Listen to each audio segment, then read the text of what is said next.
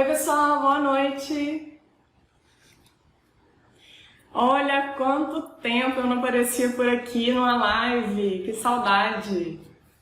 Como vocês estão?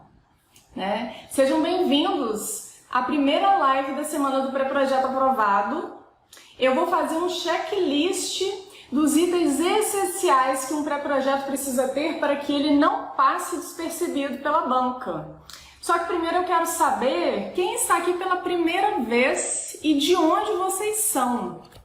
Por que eu estou perguntando isso? No ano passado eu fiz algumas lives nessa mesma época falando sobre o ingresso no doutorado, no mestrado, por onde começar a pesquisar, sobre o programa de pós-graduação, sobre linha de pesquisa. E este ano, por conta das perguntas que vocês têm me feito nas últimas semanas, porque tem uma chuva de editais abertos, eu resolvi fazer essa semana para dar um apoio. Já enviei dois materiais exclusivos lá no grupo do WhatsApp, um com várias perguntas para vocês avaliarem sozinhos o pré-projeto de vocês já escrito. E aí, alguns dos participantes me enviaram também falando que não estavam sabendo como começar o projeto. E aí, ontem, eu enviei um documento para vocês falando sobre vocês se planejarem antes de começarem a escrever. Muitos ficam muito ansiosos em começar o texto, em escrever, coloca o notebook na frente, fica na frente do notebook, aliás, e acha que a inspiração vem depois que você fica ali. Depois de 15, 30 minutos ela não vem e você fica desmotivado, não é isso? Então lá no material exclusivo eu falo com vocês o passo a passo, o caminho que você precisa seguir, algumas orientações super importantes para você seguir antes de colocar as ideias no papel. Quem não está no grupo ainda, quem não recebeu o material, depois fala comigo aqui no direct, ou então é só clicar no link da bio, ok? Deixa eu ver se vocês responderam a minha pergunta. Deixa eu ver, boa noite para quem está entrando agora. Lucas, Tarcísio, Lucas já está com o projeto pronto. Tarcísio já está no mestrado, mas veio porque ama as lives e elas ajudaram em todas as etapas. Valeu, Tarcísio. A gente está sempre conversando também, Tamara está com o projeto quase pronto também. Oi, Mistério, não sei seu nome. Joselma está sempre por aqui também. Boa noite. Vamos lá. Eu criei essa semana para contar para vocês o que eu aprendi nesses últimos 10 anos, tanto quanto aluna da pós-graduação, quanto como professora. Eu sou uma pessoa que gosta muito de compartilhar as experiências, porque eu acredito que é melhor que a gente aprenda com os erros dos outros, com quem já viveu aquelas experiências, do que aprender com os próprios erros e depois ficar mais desestimulado ainda, Então eu sei, como eu disse, que muitos de vocês estão se sentindo perdidos em relação a como começar, a como encontrar o melhor tema, como delimitar esse tema, organizar as ideias no papel. Então no material exclusivo, lá no WhatsApp, no grupo, podem me chamar no privado também, eu postei essas orientações necessárias para vocês darem o pontapé, darem os primeiros passos. E muita gente ignora,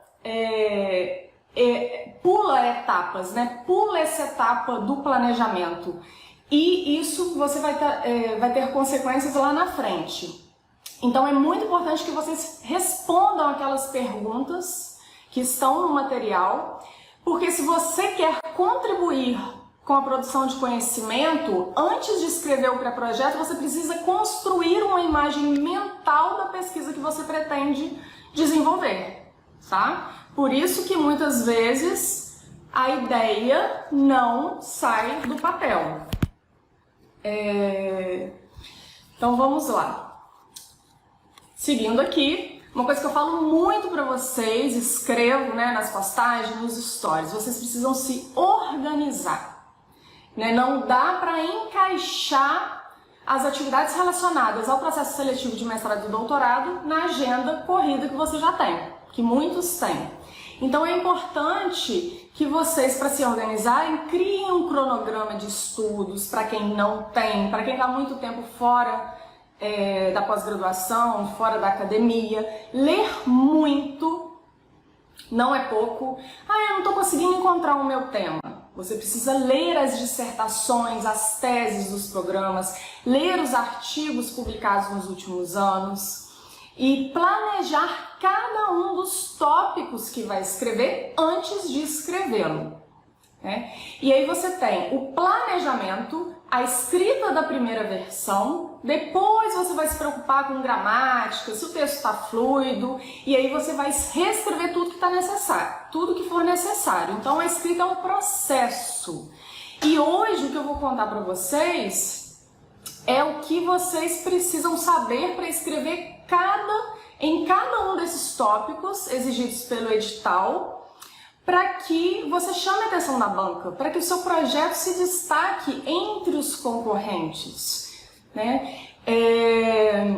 Vocês me perguntam muito aliás, uma das inseguranças que eu vejo, tanto nos textos que eu recebo enquanto avaliadora, nas consultorias, será que o que eu escrevi naquele tópico é o suficiente para que o meu pré-projeto seja selecionado? Quem tem essa dúvida? Quem se pergunta muito sobre isso, né? Então, peguem papel e caneta, que vai ter muito conteúdo por aqui hoje e amanhã, quarta-feira também, a gente vai ter um momento de perguntas e respostas. Hoje, quem tiver alguma dúvida, eu peço que coloque nesse balãozinho com a interrogação a sua dúvida, porque vocês vão escrevendo, eu vou acenando aqui e as perguntas vão subindo. Então fica mais organizado nesse balãozinho, tá bom? Peguem papel e caneta, Evernote, notebook, onde vocês preferirem, então, para vocês poderem anotar tudo que vai ser falado aqui, ok? Então eu espero que vocês aproveitem, que vocês tenham muitas sacadas nessa semana do pré-projeto aprovado. Se alguém já tiver respondido aquelas perguntas que eu compartilhei tanto na quinta, relacionada aos tópicos do projeto que já está escrito, quanto o material que eu compartilhei na sexta-feira sobre para vocês terem essa visão ampla do projeto de vocês, coloquem aqui para mim também, por favor. E lembrando que aqui não tem nenhuma dica milagrosa, não. Eu vou passar para vocês estratégias para vocês colocarem em prática. Antes de começar com os tópicos, eu quero saber se aqui alguém conhece a história da vaca roxa. Já ouviram falar na vaca roxa? Alguém conhece a vaca roxa? Poderia ter colocado gata roxa, né? Quase falei aqui. Ela é famosa, muito famosa na área de marketing. Deixa eu ver. Seth Godin, um dos grandes nomes do marketing digital, ele conta uma história em um dos livros dele. Ele está fazendo uma viagem pela França com a família e eles ficaram encantados com as centenas de vacas que povoavam as pastagens ao lado da estrada. E aí, por muitos e muitos quilômetros, eles ficavam olhando pelas janelas, maravilhados pela beleza daquele cenário. Só que depois de alguns minutos, olhando todas aquelas vacas iguais, eles começaram a ignorá-las. Por que isso? As novas vacas que iam aparecendo eram exatamente como as vacas que eles já estavam vendo, no início da viagem, e aquilo que por um momento tinha sido incrível, agora era comum, e até entediante. Será que o seu texto, se o seu projeto, a sua pesquisa é uma vaca roxa, ou será que ele está entediante? Para Godin, uma vaca roxa é um serviço, uma empresa ou um produto que é único, e notável. Então, trazendo isso para o tema da nossa live, o pré-projeto de pesquisa precisa ser essa vaca roxa, precisa chamar a atenção da banca, precisa se diferenciar entre os demais. E como que eu sei disso? Porque eu já participei dos bastidores de processos seletivos, tanto quanto aluna do doutorado, quanto como professora da pós-graduação lá na universidade. Então a gente recebe vários projetos. Quando era no presencial, jogava aqueles projetos na mesa e via, esse é da minha área, esse é da sua, esse é da sua. E eu só via alguns projetos ficando de fora, ficando de lado. 1 hora já de avaliação e ninguém tocava naqueles projetos. E quando eles eram avaliados, os que eram escolhidos para ser avaliados, um professor às vezes falava assim, olha isso aqui, leia e vê se você entende alguma coisa. Olha esse título, será que ele quis mandar para o nosso programa mesmo? Não tem nada a ver. Olha isso, né? E às vezes fazendo até algumas piadinhas em relação ao pré-projeto. E aí, o que eu vejo muito, né? Sempre vi, principalmente enquanto professora, enquanto avaliadora, a gente recebe pré-projetos sem rigor científico, com muitos achismos, opiniões, afirmações genéricas, clichês, sem uma definição clara da pergunta de pesquisa, com uma metodologia insuficiente, só coloca lá, pesquisa qualitativa, descritiva e exploratória. Eu, enquanto leitor, não consigo adivinhar como você vai saber, quais caminhos você vai trilhar. Você precisa colocar no papel. Às vezes até está claro para você, mas você colocou no papel? Você escreveu? Também a gente vê muitos, né, nem se fala, projetos também com desvios ortográficos, gramaticais, falta de fluidez no texto. E eu nem digo que é porque as pessoas não sabem gramática, mas porque muitas vezes fizeram em cima da hora, não pediram para nenhum pesquisador ou professor, colega mais experiente fazer a leitura, que é super importante, principalmente em cima da hora, né, com tantas atividades que a gente faz no dia a dia, às vezes a gente não consegue mesmo enxergar alguns problemas. Tá? Isso é normal, isso acontece também comigo. E o que eu faço? Eu sempre deixo o meu texto descansando, que eu uso. Tá no forno, depois eu olho para ele, depois eu leio. Ou então, Clesiane, Marta, que são as minhas parceiras, dá uma lida para mim, me fala a sua opinião, tá claro? Os conceitos estão claros para você? Principalmente porque às vezes elas não pesquisam sobre aquele assunto e conseguem, enquanto leigas, falar para mim. Olha, isso aqui não está claro, né? Talvez um pesquisador da sua área entenda, mas será que os professores desse programa, né, dependendo do professor que for avaliar o trabalho, o texto, porque às vezes não é o seu possível orientador, vai estar claro para ele? E também não dão atenção às normas da ABNT, é muito comum. Aí vocês já vão pensando qual será o diferencial do pré-projeto de vocês, para que ele seja essa vaca roxa, né? Esse texto, essa pesquisa notável, que seja única, que se diferencie, que os professores leiam e falem assim, que eu já vi também, esse é meu, eu quero esse, e já separo o projeto. Esse não vai me dar trabalho, porque ele se organizou, ele dá para ver que ele conhece, que ele sabe do que ele está falando, que ele domina o pré-projeto. Então o meu recado de hoje para vocês é: seu projeto precisa ser a vaca roxa para que você possa se destacar no processo seletivo. Precisa ser o seu diferencial. Principalmente agora na pandemia, né, tá quase acabando, graças a Deus, mas a gente não estão exigindo as provas escritas, que é o calcanhar de Aquiles de muita gente.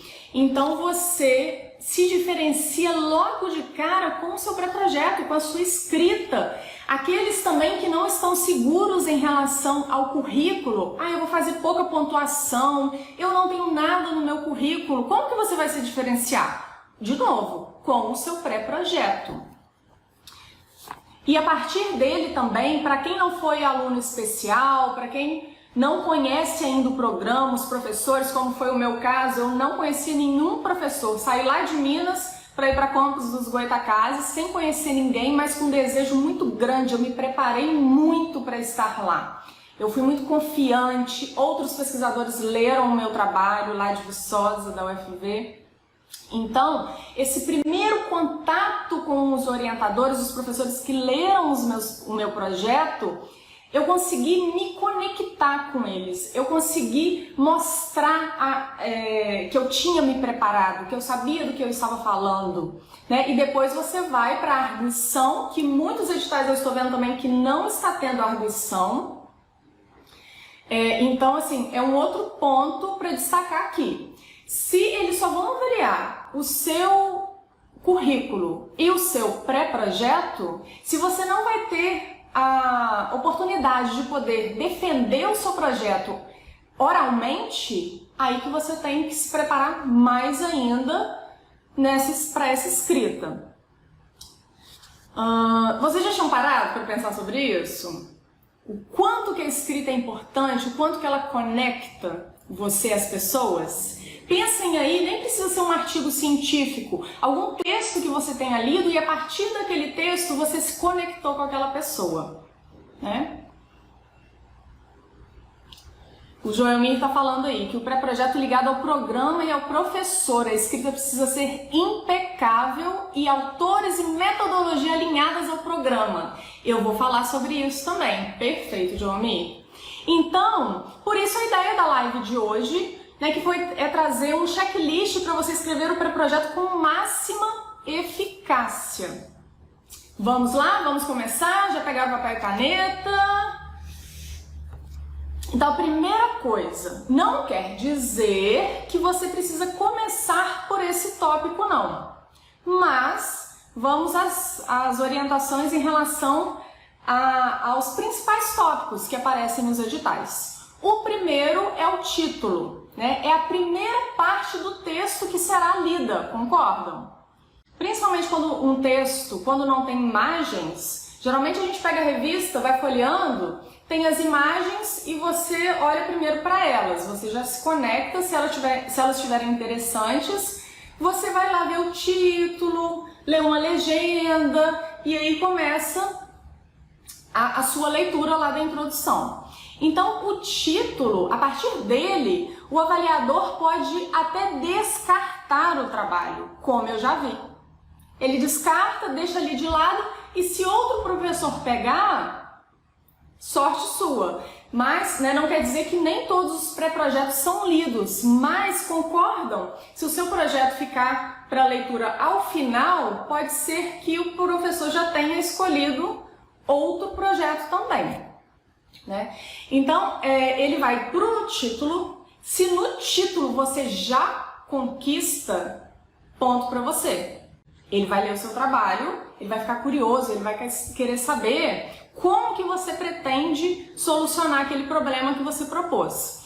Então, agora, se esse título não está claro, não está objetivo, expressando o que você pretende observar, ele pode até ir para o resumo, quando é um dos tópicos exigidos, ler o objetivo para ver se é aquilo mesmo, para ver se está conectado, título e objetivo, se é aquilo mesmo que você quis dizer, para tomar a decisão dele na hora de pontuar o seu pré-projeto. Então, o título é como se fosse um letreiro de loja, tá? Para chamar atenção precisa ser claro, objetivo. É importante também, o ideal, aliás, é que ele seja curto para ser lido e com palavras simples para ser entendido. Principalmente o pessoal aí de cognição e linguagem. Coloca um oi aí, quem vai participar do processo seletivo de cognição e linguagem da UENF. são professores de várias áreas, é um programa interdisciplinar. Então é importante que, mais uma vez, ele seja claro para qualquer um dos professores, inclusive leigos no assunto. Deixa para explicar o conceito, de acordo com os autores, com as bases teóricas, no corpo do texto. Um exemplo de erro no título é a indicação do nome da cidade ou região ou do período de estudo. Por que isso? Vocês sabem? O Lucas é do PGCL, Tamara, Pamela. Muito bem. Um erro muito comum, porque quando você coloca o nome da cidade ou da região, dependendo do contexto, por exemplo, se você for pesquisar, fazer uma pesquisa para completar uma lacuna sobre a distribuição da Covid pelo mundo, por exemplo, com certeza é super importante você colocar o nome da região em que foi pesquisado. Agora, se você vai citar por citar, vai fazer uma pesquisa em Campos dos Goytacazes numa escola. Aquela escola não é referência no Brasil, não é referência nem na região, no estado. Para que colocar o nome da cidade? Porque concordam que toda pesquisa é feita em algum local, então não é relevante. E é feita também num certo período. Agora, se você vai fazer uma revisão sistemática, aí sim, eu vou fazer a pesquisa dos últimos 10 anos, entre 2010 e 2020, por exemplo. Aí sim, você deve colocar. Então, pense, reflita se é interessante colocar ou não as informações. E é por isso que o título, depois que você escreve a primeira versão, você vai mudando. Quem já tem experiência com escrita científica, você vai alterando. Eu, por exemplo, é a última coisa que eu olho. É o meu título e o meu resumo. Porque depois de algumas semanas, você vai fazendo algumas leituras e algumas fichas vão caindo, você vai entendendo melhor aquele objeto de estudo e pode ser que você se inspire também com outros títulos de outros pesquisadores. Então, é muito importante que o seu título, você dê atenção ao seu título. Combinado? Coloquem as perguntas para mim dentro do balãozinho com interrogação, por favor. Sejam bem-vindos, quem está chegando agora. Estou tentando dar um oi aí para todo mundo. Então, nos editais, pelo que eu recebi aqui nos últimos anos, e lá na instituição onde eu estudei, na UF, na UFV, onde eu trabalho, a gente não costuma pedir o resumo e as palavras-chave, não. Mas tem editais que pedem. Para os editais que pedem, o resumo, ele precisa contextualizar o tema. Anotem aí. Contextualizar o tema é o resumo de um pré-projeto, tá? Inserir o objetivo geral, o delineamento do estudo, ou seja, a metodologia, se é uma pesquisa qualitativa, o tipo de pesquisa e os resultados esperados. O que você busca com a sua pesquisa?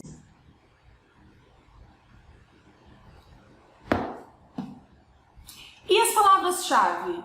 Outro ponto que eu vejo que muitos não têm muita atenção. Fazem na correria e acabam repetindo os termos usados no título. Quem nunca? Eu também já fiz isso.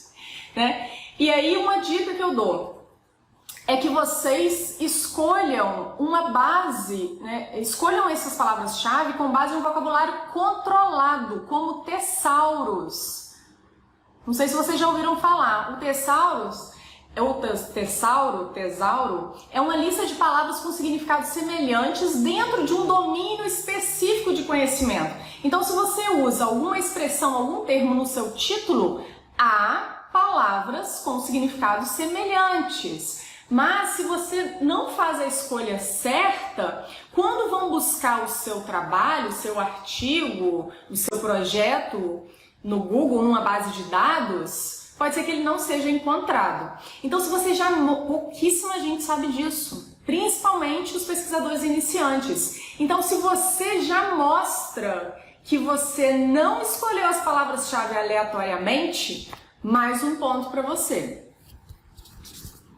E na introdução, próximo tópico, você precisa contextualizar o tema e o problema, apresentando as características do objeto de estudo escolhido, além dos fatores históricos, culturais e sociais que englobam esse objeto.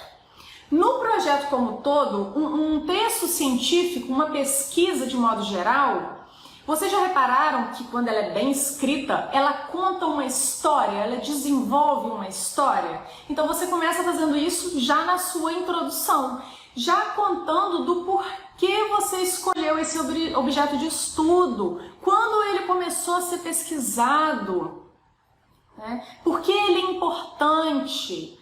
Expõe os motivos que mostram a originalidade da sua pesquisa também, né? Não precisa inventar a roda, tem gente que escreve como se fosse a maior pesquisa já a ser realizada naquela região. Calma, né? Menos.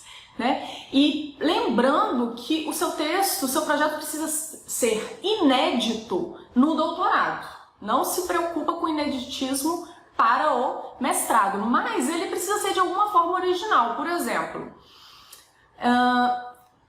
quando eu iniciei nesse mundo da pesquisa, escrevendo TCC, participando de eventos no último ano da graduação, eu pesquisei sobre os marcadores conversacionais assim, tipo e tipo assim. Eu fiz entrevistas com 4 estudantes da UFV, porque eu só tinha 3 meses para fazer aquela pesquisa. No mestrado, a minha ideia era ampliar aquele estudo. E eu pesquisei as últimas pesquisas feitas relacionadas a esses marcadores conversacionais. E tinham muitas pesquisas, principalmente realizadas, muitas bases de dados, corpos, nas capitais brasileiras. No interior não tinha. E eu consegui desenvolver essa pesquisa junto com outros pesquisadores, tanto da graduação quanto do mestrado, da UENF, do Programa de Cognição em Linguagem. Nós fizemos durante um ano umas 300 ou mais entrevistas com alunos e professores de 4 escolas públicas de Campos dos Goytacazes. Criamos o corpus da fala da região norte-noroeste fluminense. Olha que bacana, né? Então, na minha introdução, eu já contei essa história, né, que há pesquisa sim, mas não com foco no interior, né? E aí eu pude comparar os resultados da minha pesquisa com os resultados das pesquisas já feitas, e aí eu precisei citar essas pesquisas, né? E aí muita gente me pergunta também, Karine, igual quando eu dava aula no ensino médio, né? Aula de produção textual. Karine, quantas linhas precisa ter a introdução? Como eu começo? Com qual palavra eu começo? Me dá uma frase de impacto para eu começar a introdução. Não tem dicas, tem estratégias sim, que a gente sempre dá aqui, no Além da Revisão, mas não tem regra, não tem regra. Cada assunto, cada objeto de estudo é um assunto e vai depender muito da necessidade lógica das informações. Então a minha dica, que eu coloquei no material exclusivo lá no grupo do Instagram também, coloque as ideias no papel primeiro, coloca tudo que está te incomodando, as suas inquietações no seu trabalho, por exemplo, no dia a dia, relacionado à sua área de atuação.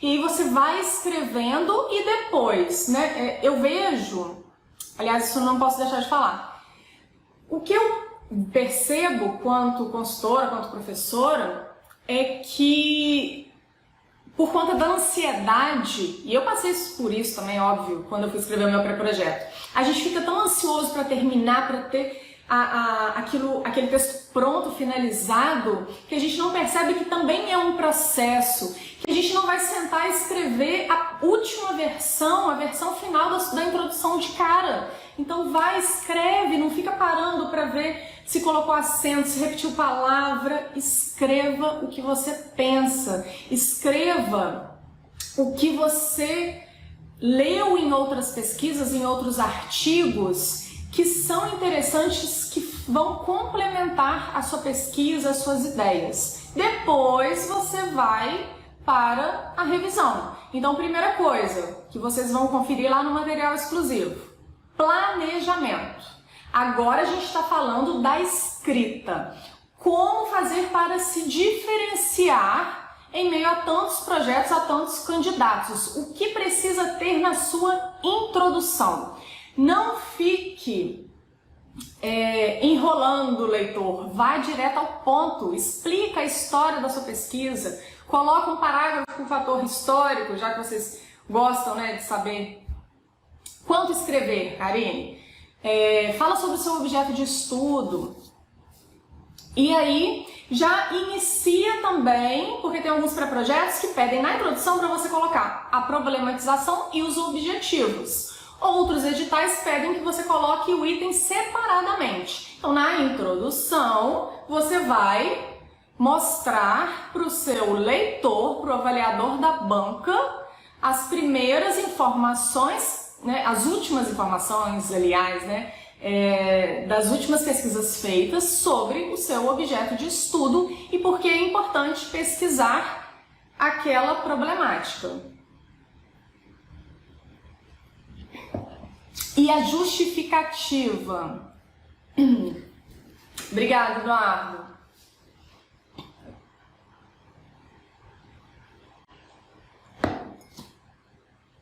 A justificativa. O que eu vejo? O pessoal coloca, os candidatos colocam ali, principalmente quando é mestrado profissional, colocam muitas informações pessoais sobre o dia a dia no trabalho, mas esquecem de colocar, né, que tudo bem, você tem que colocar relevância pessoal, de onde surgiu essa ideia na sua prática em sala de aula, na sua prática na empresa, no escritório, no laboratório, mas também a justificativa social e científica. O avaliador espera que o projeto de pesquisa traga uma contribuição acadêmica e científica para a área de conhecimento. Então, se você não coloca isso no seu texto, como ele vai saber? Né? Às vezes ele até tem uma ideia, principalmente se ele for da sua área, se for o seu possível orientador.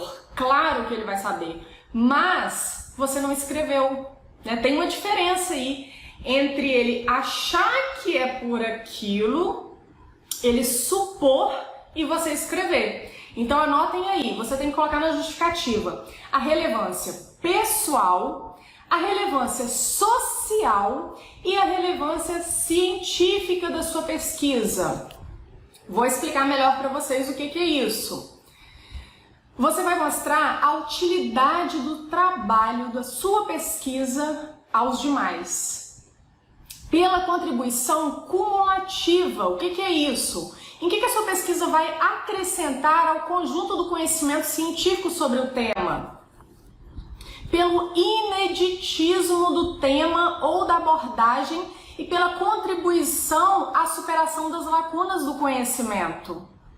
Então, mais uma vez, como você vai escrever o seu projeto, ou pelo menos a última versão dele, se você não sabe quais as lacunas? Se você está escrevendo por achismo, porque lá na minha escola acontece muito isso. Mas e nas outras escolas? Será que acontece assim também? E nas outras regiões? O que os pesquisadores têm falado, escrito, discutido, debatido sobre isso nos eventos científicos, nos textos?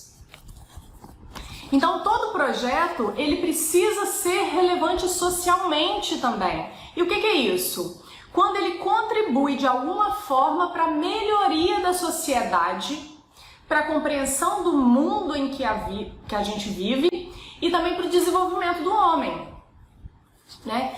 E eu falo para vocês, uma coisa muito importante, as justificativas são decisivas no processo de análise do projeto da banca. Decisivas. Se você não coloca relevância, pode ser que quem está lendo não a entenda, né? E principalmente na justificativa, diga o porquê, a sua pesquisa, como ela vai contribuir para aquela linha de pesquisa do programa. Mais uma vez, o que não está escrito, não, né, o seu leitor não tem que adivinhar. Então, por que isso? Se você não tem, né, por que a justificativa ela é um dos diferenciais? Por que ela é decisiva no processo seletivo? Porque um projeto sem relevância, ele não merece nem ser aprovado e muito menos colocado em prática. Concordam? É importante para você? É importante para a sua escola? Precisa ser importante para a sociedade. Precisa preencher uma lacuna na área de conhecimento. Então preste atenção nisso. Mistério, depois você me chama no direct, anota a sua pergunta aí, tá? Ou as suas perguntas. E o problema? Mais uma vez, tem gente que fica lá, escreve 3, 4 parágrafos e eu não consigo identificar qual a problemática da pesquisa. Aí eu releio, não consigo identificar. Ou então eu falo assim, não, eu acho que ele vai colocar mais pra frente o problema. Não está claro ainda. Então, qual é a minha dica? Que vocês coloquem o problema, a questão problema, a problemática, mesmo que vocês façam uma introdução nesse tópico, né, contextualizando a problemática, que é super importante, mas coloquem em formato de pergunta, sendo que a resposta para essa pergunta precisa ser descritiva. A resposta não pode ser sim, não, apenas. Você precisa desenvolver essa pesquisa, precisa desenvolver uma pesquisa para responder a essa pergunta. Se não precisa desenvolver, se você já tem a resposta, sim ou não, concordam que não tem necessidade de fazer uma pesquisa de 2, 4 anos, tá? Então, a questão problema, ela precisa ser relevante, não só para você, lembrando disso, delimitada. Vocês precisam se perguntar, eu consigo responder essa questão problema nos próximos 2 anos? Nos próximos 4 anos? Ou está muito ampla? Eu já ouvi avaliador falando assim, nossa, mas parece que a fulana quer resolver o problema da educação no Brasil. Tá? Quanto mais específico você for, quanto mais você delimitar a sua pesquisa, melhor para você. Porque aí você vai conseguir explicar, tanto no seu texto quanto para a banca, o raciocínio lógico da sua pesquisa. Depois do problema, alguns editais pedem, esse tópico é mais comum no doutorado, a hipótese. A hipótese, muitos candidatos colocam no formato de pergunta, mas a pergunta é a questão problema que eu falei anteriormente. A hipótese, ela precisa estar em formato, ela precisa ser afirmativa. É uma resposta antecipada, resumida, é uma aposta do pesquisador baseada nas suas leituras e experiências, mas cuidado para, de novo, não ser baseada em um achismo. Aconteceu uma vez e eu acho isso. Cuidado! Você precisa fazer a leitura das pesquisas correlatas, das últimas pesquisas feitas, né, às vezes por um grupo de pesquisadores que estuda isso há muito tempo e não lê um trabalho só não, lê pelo menos 5 para ver se está todo mundo falando a mesma coisa. Avaliem se não são artigos publicados em anais de eventos. Muito cuidado, porque às vezes esses textos não são avaliados. Cuidado com capítulos publicados artigos publicados em revistas predatórias, eu já falei sobre isso aqui, e também capítulos de livros publicados em e-books que também não são de confiança, que não passam por uma revisão. Muita atenção, procurem trabalhos, pesquisas em base de dados confiáveis, Cielo, a base da CAPES, de periódicos avaliados, como a partir de B1, que são pesquisas de autores doutores já, Qualis A1, pesquisem, leiam os melhores. Assim, vocês vão ter cada vez mais conhecimento e propriedade para fazer pesquisas também de qualidade. Se você só lê artigos, textos sem qualidade científica, sem rigor científico, você acaba tendo aquilo como uma referência, escrevendo com base neles, como eu já recebi muitos textos assim, e isso não vai ser nada bom para quem quer seguir uma carreira científica. Então, já falei aqui sobre o título, sobre o resumo, sobre as palavras-chave, introdução, problema e hipótese.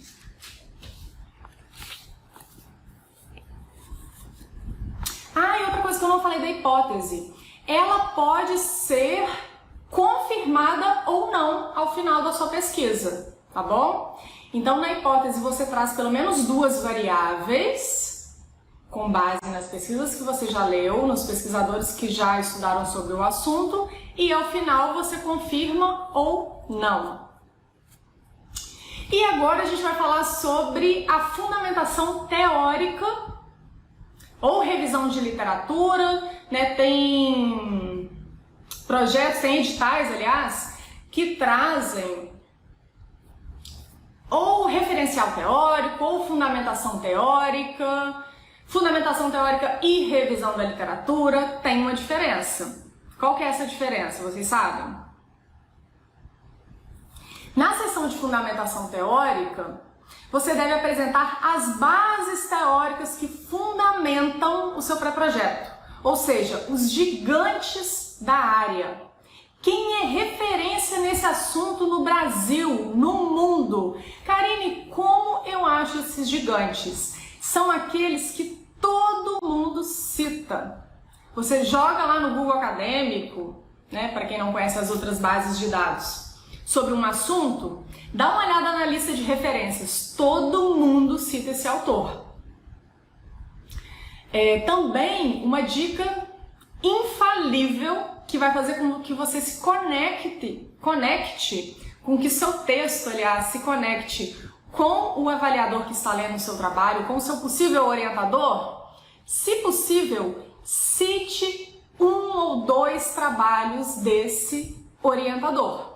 Ele pode ser um gigante na área ou não, Mas cite uma pesquisa que foi orientada por ele. Eu já tive casos de alunos, clientes, que falaram: Karine, já foi feita uma pesquisa lá na instituição até aqui. Eu quero ir um pouco além. Ou então eu quero estudar sobre uma outra perspectiva, outra teoria. Eu, por exemplo, vim da UFV.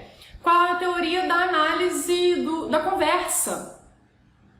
Agora, quando eu fui eu escrevi o meu TCC e o meu pré-projeto com base na análise da conversa, e na banca a professora me perguntou como você mudaria a sua linha teórica, porque lá na UFRJ a gente estuda linguística funcional. Você conhece? Eu falei a verdade, não conheço, mas estou aberta para conhecer. Eu estou aqui para aprender, para pesquisar, para adquirir conhecimento. Então, uma dica aí para entrevista de vocês. Vamos lá. Então, a fundamentação teórica. Você coloca 2, 3 gigantes da sua área e na revisão da literatura recente, aí você vai citar os 3, 5 últimos anos. Tem edital que é muito específico em relação a isso, então siga a risca. Essa breve revisão de literatura que você pretende utilizar para fazer a análise crítica dos dados, né? Como eu disse no caso da minha dissertação. Já haviam algumas pesquisas nessa área feitas em outras regiões do Brasil, não tinham no interior do estado do Rio de Janeiro, principalmente na região norte e noroeste fluminense. Então eu citei esses trabalhos na minha revisão de literatura para a minha discussão dos dados, eu retomar essas pesquisas. Olha, eu encontrei esses dados diferente do que foi encontrado em Natal, mas muito próximo ao que foi encontrado na UFRJ, por exemplo. Vamos lá. E aí, eu gosto muito de perguntas, né? Quem já viu meu material exclusivo lá no WhatsApp já percebeu, porque as perguntas movem o mundo. Então, eu preciso me perguntar, se eu não sei quem é o meu gigante, né? Quem escreveu sobre o assunto, quem já escreveu e o que já foi publicado sobre o assunto, que aspectos já foram abordados, quais as lacunas existentes na literatura? Você se pergunta e vai pesquisar nas bases de dados. E depois, quando você escreveu o seu trabalho, o seu pré-projeto, você volta fazendo essa pergunta, para você saber, essas perguntas, para você saber se realmente você respondeu a todas. Então, o primordial é que você demonstre capacidade de síntese como forma de revelar certo domínio sobre as teorias essenciais ao tema proposto. E, pessoal, é muito importante também, é muito comum, aliás, a gente receber a revisão de literatura em formato de blocos. Segundo fulano, de acordo com cicrano, para fulano, fica muito cansativa a leitura. Você não quer se diferenciar? Você não quer ser a vaca roxa? Tá? Então você precisa escrever de forma fluida lá na etapa de revisão. Não é no planejamento nem na escrita da primeira versão, não. Você vai revisar o seu projeto, o seu texto e vai verificar. Será que não está cansativo para o leitor? Ou pede para alguém fazer a leitura para você e te dar umas dicas? Você também está contando uma história. Lembra que eu falei? No pré-projeto, no trabalho científico, você conta uma história. Você está contando uma história ou só está resumindo o que o outro falou? Né? Você está trazendo as contribuições, o que ele achou de novo, você está conseguindo trazer para o seu leitor em que esses gigantes, em que esses pesquisadores, essas obras que você leu, em que eles concordam, em que eles discordam, ou você só está jogando a informação? Avaliem isso, então, no seu tópico de referencial teórico e revisão da literatura. Isso mesmo, deixa eu só ver a hora aqui. Show. Aí a gente passa para os objetivos. O que eu vejo muito, né? Um erro muito comum. Eu leio o título, ok, legal. Eu leio o problema, eu falo assim, ué, é o mesmo trabalho? Ele quer fazer a mesma coisa? Peraí, deixa eu olhar o objetivo geral. Aí eu vou para o objetivo geral, é um terceiro trabalho. Pessoal, tem que estar tudo alinhado. Título, o seu problema, o seu objetivo, tá? Então, o objetivo geral, ele precisa estar alinhado primeiramente aos objetivos do programa de pós-graduação. Eu vejo algumas pessoas tentando encaixar, eu tenho um pré-projeto escrito aqui que eu participei de um edital do ano passado, vou mandar aqui para todo edital que estiver aberto agora. Cuidado, você está perdendo tempo e dinheiro com as inscrições, tá? Você tem que fazer a análise de acordo com aquele programa, de acordo com o seu possível orientador. E aqui você precisa indicar nos objetivos o que você deseja fazer, o que você pretende alcançar, qual a maior colaboração que você vai trazer para aquela área de conhecimento, para aquele programa. E preste atenção nisso, a partir dos objetivos específicos, será possível alcançar o objetivo geral. Então, escrever o seu objetivo geral, escrever os objetivos específicos, faz a leitura novamente e verifica. Depois que eu atingir o primeiro objetivo, o segundo, o terceiro e o quarto, né, tem uma ordem cronológica e eu vou conseguir responder, alcançar o meu objetivo geral. Se não tiver uma linha de raciocínio ali, você já achou o problema, já pode revisar aquele seu objetivo. Karine, mas eu nunca escrevi, eu não faço ideia. Leia outros projetos. Vai escrever um artigo? Leia outros artigos. Vai escrever um pré-projeto? A mesma coisa. Eu vou compartilhar com vocês, eu já inclusive compartilhei 2 modelos, tem um material gratuito do Além da Revisão. Acho que algumas pessoas já têm esse material. Eu vou compartilhar outros pré-projetos também lá no grupo do WhatsApp para vocês se inspirarem. Né? Olha como ele desenvolveu, bacana, gostei. É muito parecido com da forma como eu gosto de me expressar. Né? Nem precisa ser um pré-projeto no tema, com o mesmo tema da sua pesquisa, né? O mesmo programa de pós-graduação. É só para você ter essa noção de como pré-projetos nota 10 são escritos e desenvolvidos. Outra coisa que algumas pessoas não têm atenção, não se atentam. Os objetivos, eles devem iniciar com o verbo de ação. Eu vou compartilhar com vocês também uma lista de verbos de ação que vocês podem utilizar. Como é uma semana, eu vou poder todo dia enviar algum material para vocês, ok? E como eu estou há muito tempo, né, avaliando trabalhos, eu sei quais são as maiores dúvidas de vocês, o que vocês me perguntam. Sempre, o que chega pra gente também, né, os principais erros que chegam pra gente aqui. E algumas pessoas levam como o último, acreditam ser o último tópico, né? Deixam para depois, deixam para o final. Ai, eu tô aqui há 3 semanas dedicada a isso, nossa, não deu tempo de escrever ainda, mas eu vou deixar para o último dia que vai dar para escrever. Aí você não planejou, não releu e envia para a banca. A metodologia é um dos tópicos mais difíceis de ser escritos. Quem concorda comigo? E que apresenta mais problemas nos pré-projetos. Então você vai se diferenciar com a escrita do seu pré-projeto, combinado? E eu vou te ajudar com isso.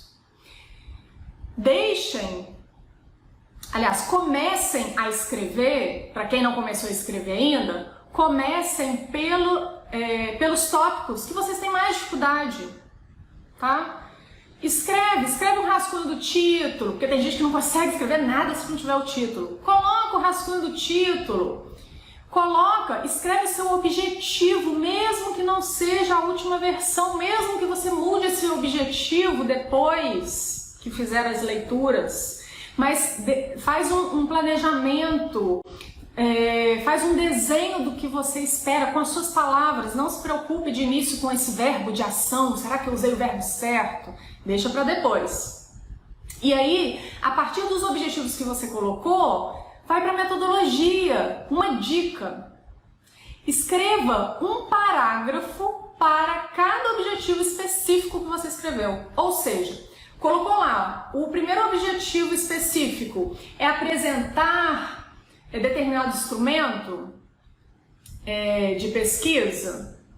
No primeiro parágrafo da sua metodologia, você vai explicar como você vai fazer isso, como você vai alcançar o seu objetivo. Então, a metodologia é a linha de raciocínio que será adotado durante a pesquisa. Então tá, o que chega muito pra gente? Tô lá, lendo seu trabalho, avaliando.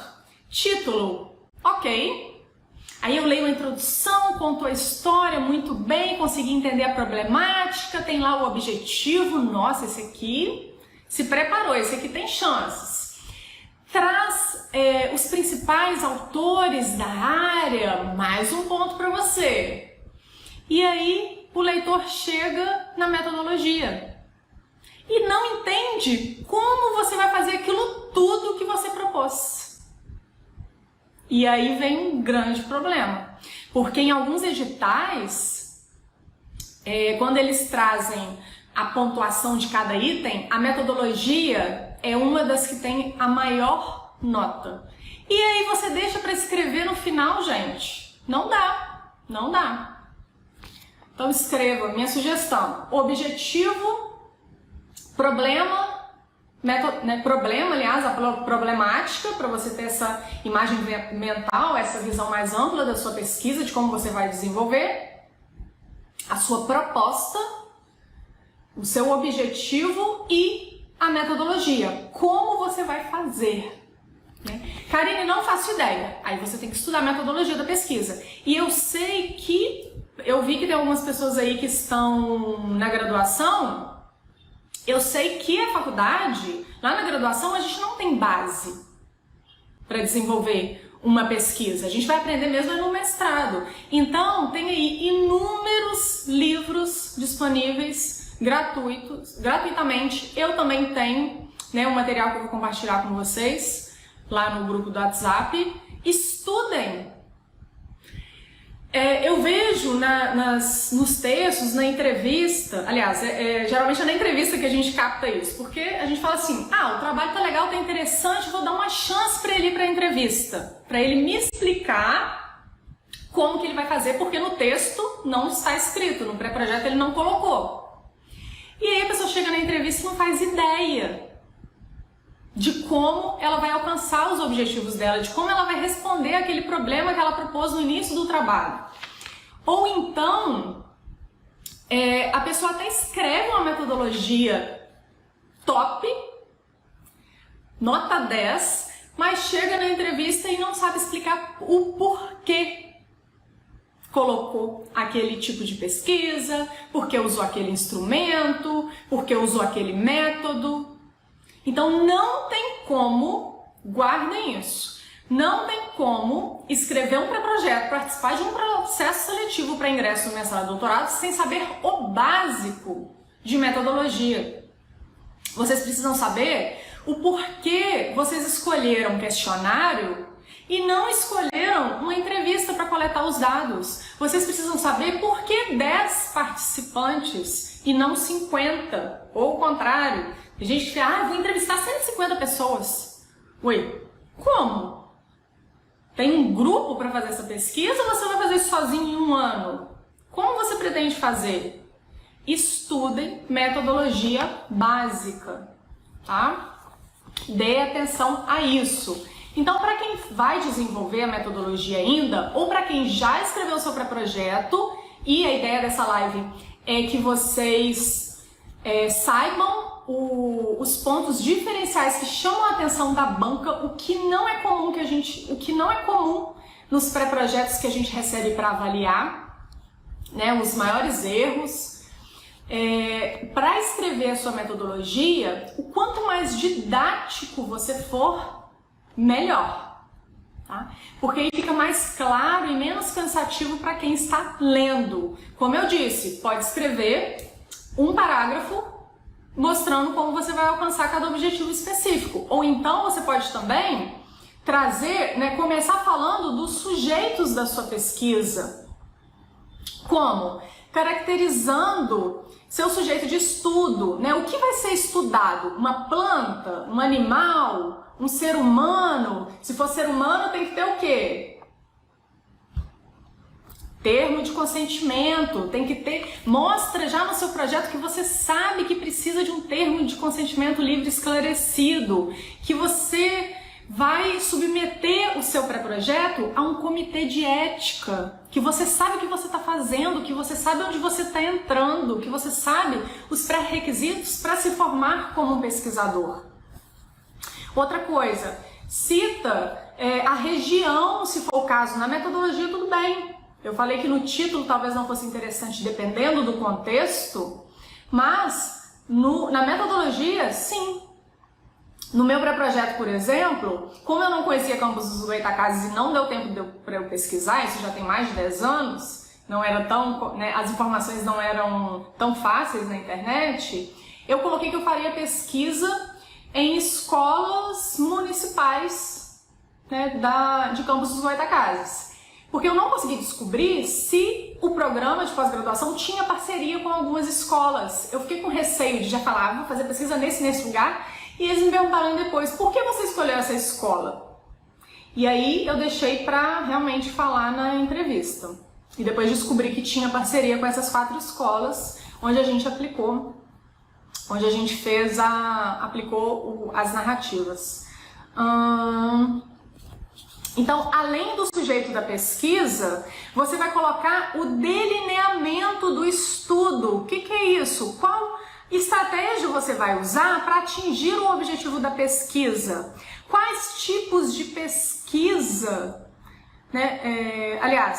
Em qual tipo de pesquisa o seu trabalho se enquadra? É exploratório, é descritivo, é transversal? Lembrando que aqui não é o momento, né? A live não é para ensinar o que precisa ter em cada um desses tópicos. Eu estou trazendo para você o que precisa ser um diferencial. E na metodologia, o que mais a gente recebe é a metodologia com um parágrafo só.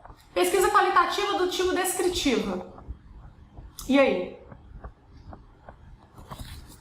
Então você coloca, minha sugestão, recomendação, sujeito de pesquisa, delineamento do estudo, os procedimentos específicos. O que é isso? Colocar os detalhes, quanto mais detalhes, melhor, dentro do que um texto acadêmico e científico pede, óbvio. Como você pretende montar o estudo e as técnicas que deseja usar. E aí você vai citar. Eu vou construir um questionário estruturado com base em tal e tal autor. Eu vou entrevistar tantas pessoas de acordo com as informações, de acordo com a metodologia utilizada por fulano de tal. Mostre que você estudou para estar ali. Mostre que você se preparou, que você sabe o que você está falando. E não que você, como acontece muito, viu o edital, né? A pessoa sabe que vai ter o edital todo final de ano. Aí fala assim comigo, Karine, olha, esse ano não deu para participar, então eu só tô fazendo para testar, para ver como é que vai ser. Aí eu tô ouvindo a pessoa falar isso há 3 anos. Eu vou ver como é que vai ser, Vou testar. Ah, não consegui não, mas também não estudei. É conversinha, né? Não dá, gente. Se você quer mesmo, tem que colocar a mão na massa, tem que se dedicar. E, continuando, análise dos dados. Diga como você vai analisar os seus resultados. Ah, estou animadíssima, Karine, já tomei a minha decisão, vou entrevistar 30 pessoas. Aí eu pergunto assim, você sabe que você vai precisar transcrever toda essa conversa? Não sabia. Vamos diminuir o número de entrevistados? Aí depois, vamos diminuir. Aí depois eu falo, e sempre mostrando outras pesquisas feitas na área. Olha aqui, fizeram entrevista com 10, outro fez com 15, mas estão nessa média, entre 8 e 15 entrevistados. Vamos seguir? Vamos. E aí você precisa analisar para você apresentar para o seu leitor, para você conseguir alcançar o seu objetivo e responder a sua questão problema, você precisa de algum método de análise. Como eu disse, eu usei análise da conversa, o outro pode usar análise de conteúdo ou um método estatístico. Tem gente que chega para a entrevista sem ter ideia do que eu estou falando. Não pode, gente. E aí, outra coisa, se o estudo for qualitativo, diga que metodologia, qual referencial teórico você utilizou, por que você utilizou. Até chegam pra gente também alguns pré-projetos com a descrição da metodologia, com os detalhes de como ele vai alcançar. Mas ele não mostra em qual autor ele vai se basear. Como eu disse, imagina,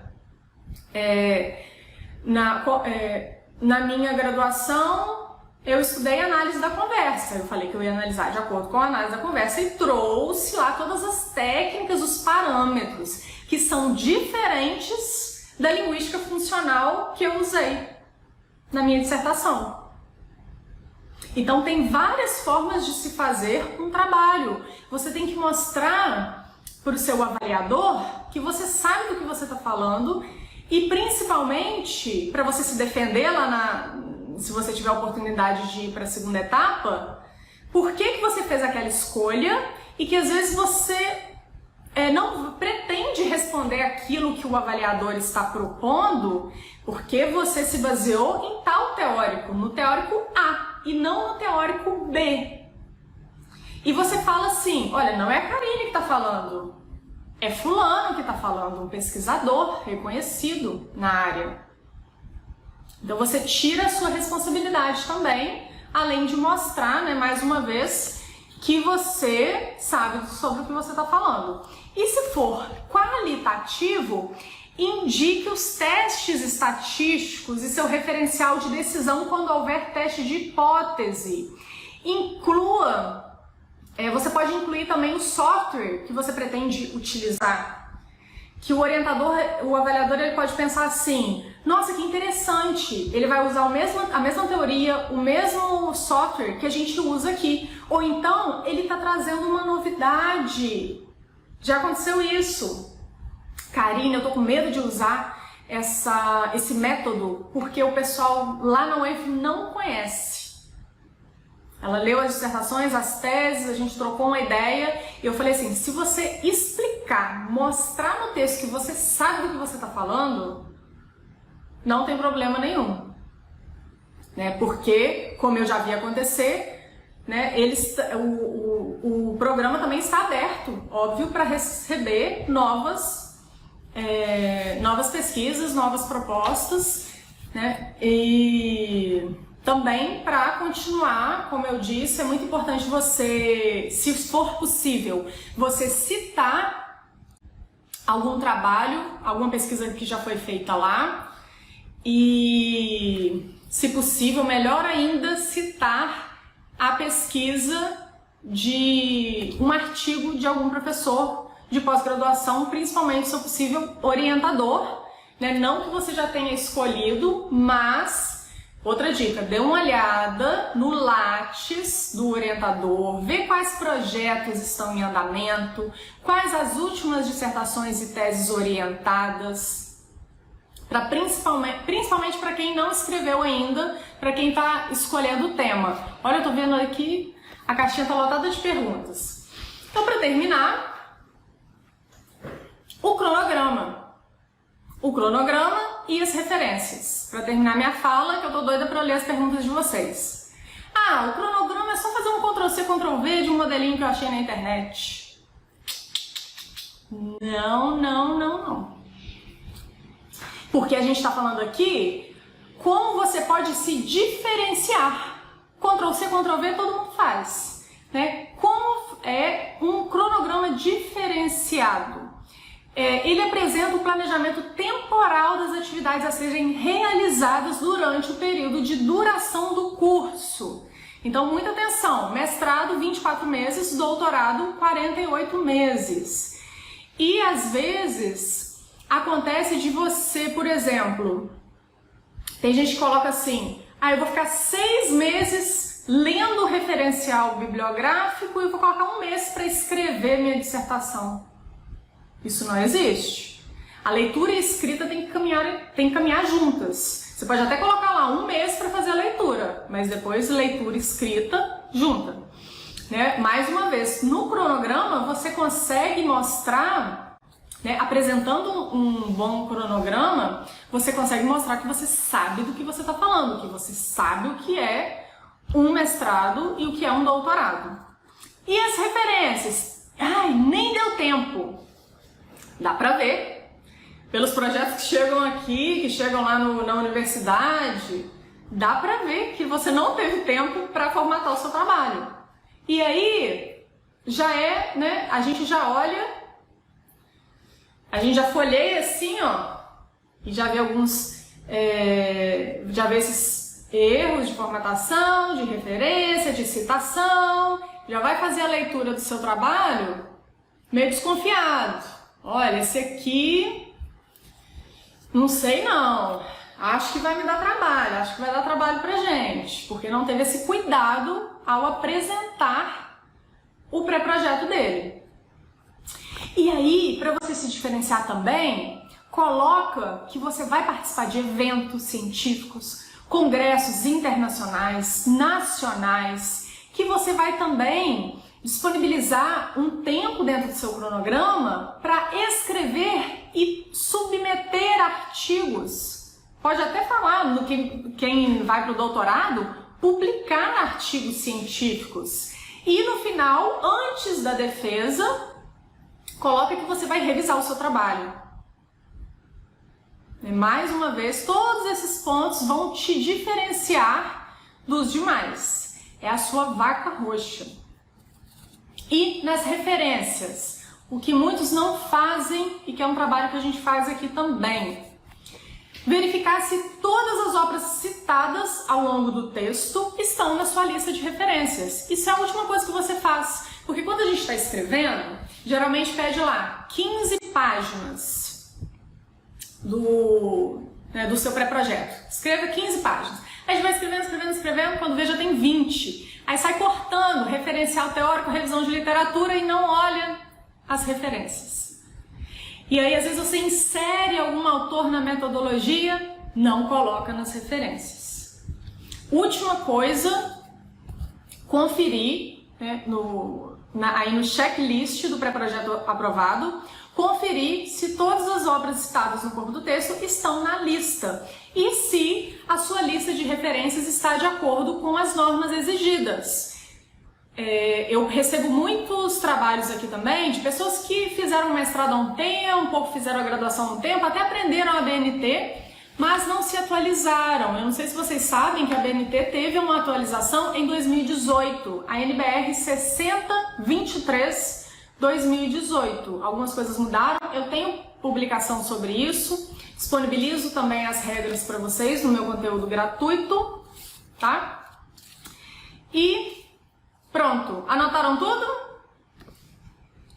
Agora eu quero saber, eu quero que, trazendo mais perguntas para vocês. Você é bom em quê? Qual que é a sua especialidade? Não fica tentando forçar. Eu vou fazer nesse programa porque é mais perto, é o mais próximo da minha cidade, da minha casa. E deixa eu ver o que eles estão pesquisando, para eu pesquisar também, porque eu quero um diploma de mestre, eu quero ser mestre. Você tem que ver, eu, por exemplo, saí da Federal de Viçosa, lá de Minas Gerais, de uma cidade pequena, para poder fazer uma pesquisa no local, né, num programa, saí da linha dura de linguística, fui para um programa interdisciplinar, que foi escolha minha. Fui lá fazer a prova, sem conhecer ninguém, fiz a minha prova escrita, submeti o meu pré-projeto, já dando continuidade à pesquisa que eu tinha feito na graduação. Muita gente me pergunta, isso é possível? Sim, né? Porque eu estaria mais confiante para poder defender o meu projeto, mesmo que depois ele mudasse. Porque aqui a gente está falando de pré-projeto. Você tem que mostrar para a banca que você entendeu tudo que foi exigido, que você sabe o que te espera num programa de pós-graduação, que você sabe delinear uma metodologia, uma pesquisa, que você conhece redação científica, mas você também está aberto para adaptar o seu projeto, quando você for aluno regular, àquele programa, as pesquisas feitas pela sua orientadora ou pelo seu orientador. Então, você tem que saber em que você é bom, qual a sua especialidade, como você também quer ficar conhecido. Porque é assim, você acaba, e pelo menos isso aconteceu comigo, eu acabei o meu mestrado, apresentei a minha pesquisa e já comecei a ser convidada, tanto para palestrar em vários locais, em vários institutos, até em outras cidades da região, quanto também ser convidada para lecionar no ensino superior. Então, se você não tem paixão pelo que você faz, se você está fazendo por fazer, cuidado, porque vai chegar uma hora que você vai ficar desmotivado, aquilo não vai fazer sentido para você, vai ser uma tortura ler e escrever sobre aquele assunto. Então, faça algo que responda às suas inquietações, que você acorde todos os dias querendo solucionar aquele problema, querendo contribuir para aquela área de conhecimento. Isso é essencial, tá?